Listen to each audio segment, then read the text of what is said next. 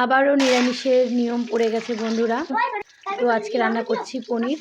তো আমি আলুটা ধীরে ধীরে ছোটো করে কেটে নিয়ে ওর মধ্যে লবণ দিয়ে ভালো করে ভেজে নিচ্ছি। এবার আমি অল্প হলুদ দিয়ে দিলাম আলুর মধ্যে।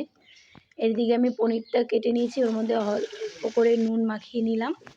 এবার আমি এদিকে পোস্ত বেটে নিলাম, আর পনিরের মধ্যেও আমি অল্প করে হলুদ দিয়ে দিলাম। আর এদিকে আমি গোটা এলাচ, একটা তেজপাতা, একটা শুকনো লঙ্কা ফোড়নে দিয়ে দিলাম। তো দেখো ভালো করে ভেজে নিচ্ছি। এবার আমি টমেটো কুচিটা দিয়ে দিচ্ছি। এবার দিয়ে দিচ্ছি এখানে অল্প মটরশুঁটি ছাড়িয়ে দিয়ে দিচ্ছি। এখানে অল্প গরম জল নিয়ে নিয়েছি, ওর মধ্যে হলুদ, জিরের গুঁড়ো, লঙ্কা গুঁড়ো, নুন আর অল্প চিনি দিলাম। দিয়ে আমি ভালো করে এটা কষিয়ে নিচ্ছি।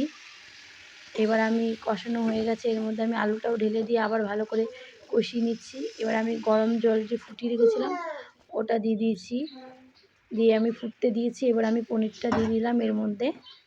পনির দেওয়ার পরে পনিরটাও কিছুক্ষণ ফুটে এসছে, দেখো হয়ে এসছে প্রায়।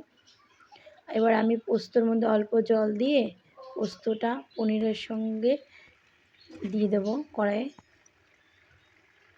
দেখো আমার মটরশুঁটি আলু দিয়ে পনির রান্না করা হয়ে গেল। গরম গরম সার্ভ করবো ভাতের সঙ্গে। তোমরা সুস্থ থেকো, ভালো